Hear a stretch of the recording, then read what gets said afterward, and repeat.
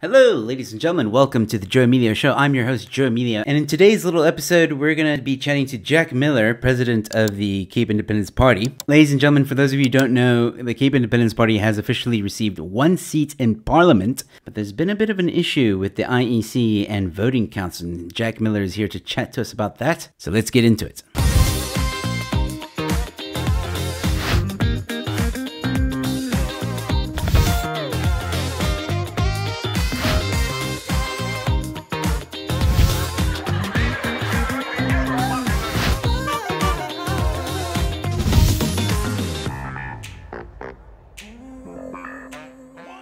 Jack Miller, welcome to the show. How are you, my friend?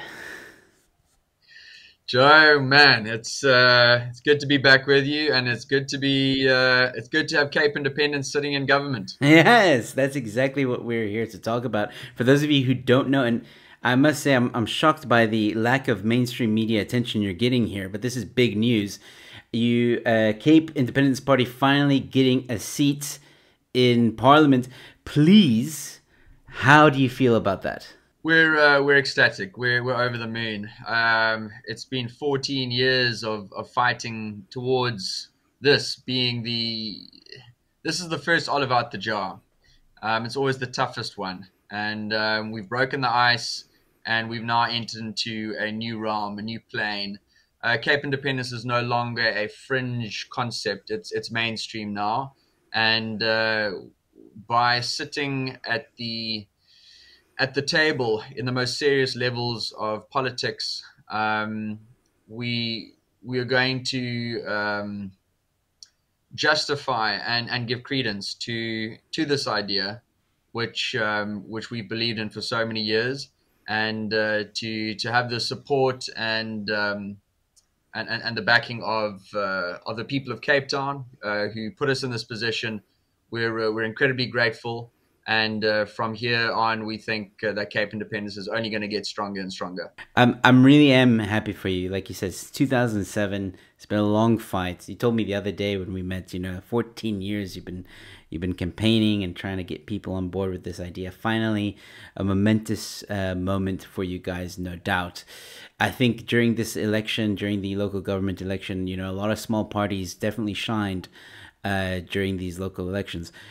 Speaking of which, I hear that there was a bit of an issue with the local government election for you guys. Do you care to elaborate and explain what's going on that front? Yeah, so not only is the Cape Independence Party in government, but we might be in government 2 times over. So we, according to our numbers, we've won in excess, far in excess of the amount of votes needed to get 2 seats in the city of Cape Town. And so for some reason, we're finding that in voting stations in which we had significant amount of support, we've got party agent reports, we've got signed affidavits now coming in from all over the city of Cape Town, people telling us we voted for you in this voting station, and for some reason the IEC official report is saying that the Cape Independence Party got 0 votes in those voting stations. So we are busy compiling that evidence, and we have submitted our objection to the IEC. We believe that an investigation is taking place, and we're hoping that that investigation returns a positive result, which we believe all the evidence is pointing towards. And if that is the case, then we should be secured a second seat. Yeah, Jack, I guess I wanted to ask you, how does one know that the vote or my vote or one's vote wasn't counted? Can you explain that? Well, basically, if you go onto either the IEC website or the News 24 election results website, you can go to your specific voting station, and you can see if you voted for us, but it says 0, then you know that there's a problem. So Okay, we're asking people to get in contact with us and say, check your voting stations, make sure that your vote there has been counted. If you're seeing a 0 vote, then you know there's a problem, and please contact us. And so we've actually had, we've got hundreds of votes that are now in signed affidavit form, far in excess of the amount that we need in order to achieve that second seat. So we're hoping that the system fairly justifies the democratic choice of voters, and we get that second seat. Okay, I understand. That makes sense. So Cape Independence for a very long time has been, left, right, and center. Anytime people get a chance, they knock it down. They say it's never going to happen, blah, blah, blah.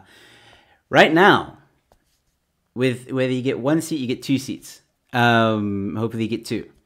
What do you have to say to the naysayers? Well, look, I think we still have a long way to go before we get that referendum on Cape Independence. But I think this is a massive step in the right direction. And, we're here to hold the ANC and the DA to account. And there's no stronger way to do that other than threatening them with decentralization and outright independence.